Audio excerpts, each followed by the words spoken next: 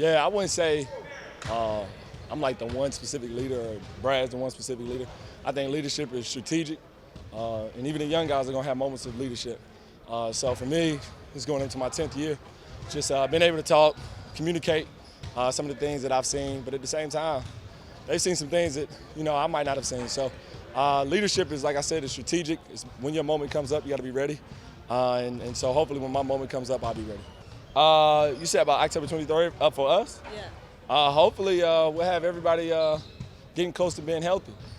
As you know, this league is all about opportunity. And so that, opens up an opportunity for all of us to play well and play hard. We got to get off to a good start, hold it down into IT, and then John get healthy and all the guys get back. So for us, we just got to be the next man up, play hard, play smart, and let's see what happens. What was crazy is I think people forget John Wall had played here. And so with his speed and with his pace, for me it's just doing the same thing that he kind of did. Obviously John is an all-star, so I'm not saying I'm him by any stretch of the imagination, but his speed, his ability to push the ball and push the pace and get into the paint, hopefully I have show some of those same things. So for me, it's the way they played. Maybe you try to add a little bit more, but for the most part, they played this way. And so it's not nothing new. That's how I determine the defense. When I'm pushing the basketball, my first look is trying to get a layup. But if I see the defense back, or I see somebody's rolling as far as the three-point shooter, I'm going to try to drive at his man and create an open three. And then it's the flow of the game.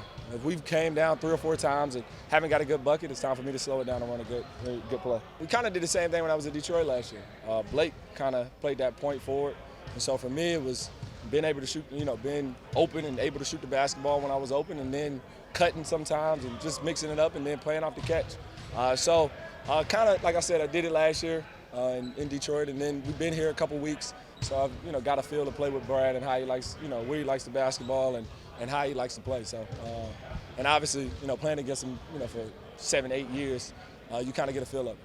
Well, I had a great coach in Tim Hardaway over there. He was unbelievable. Just working with me, we just worked every day, and that was something we worked on.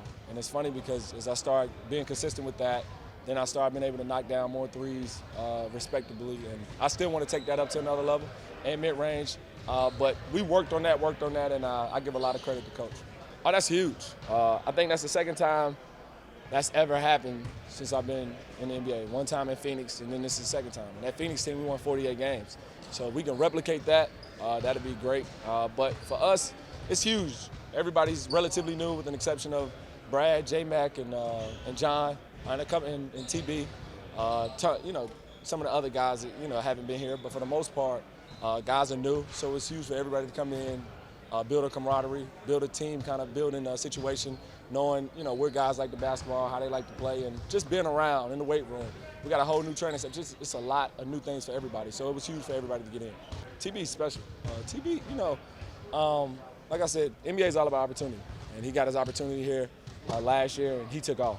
I remember when we played against him when I was in Detroit, he was one of the keys on our scouting report where we had to slow him down. And he had a stretch of games where he was really, really special. And so he's expanded his game. He continued to get better. He continues to listen. I think the sky's the limit for him. Oh, no, absolutely. I love, I guess people like to call it the underdog. I just think it's a mentality. Just kind of keep pushing, keep pressing, and then just finding your niche, your opportunity. And he's done that, and I'm proud of him. We need him to be great for us to be really good.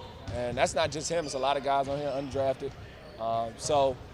Their roles are a little different. It took me a while to get rolling. Hopefully theirs will be quicker than mine. Man, Rui's special. But see, I watched Rui play last year when he was at Gonzaga, and he plays with this quiet confidence and this fierceness that, you can't see it if you just see him walking around. But when he steps on the floor, he plays with a different little fight. And so I love that. He's skilled, he's talented. So for me, it's just kind of, getting to know him first. Not putting too much pressure on him. And just kind of talking to him, like I said, getting to know what he likes to do, what he likes, and specific things like that. And then from there, you can kind of build that relationship. So first impression, he's special on the floor, and he's a really good dude, nice dude, soft-spoken, and so we're happy to have him.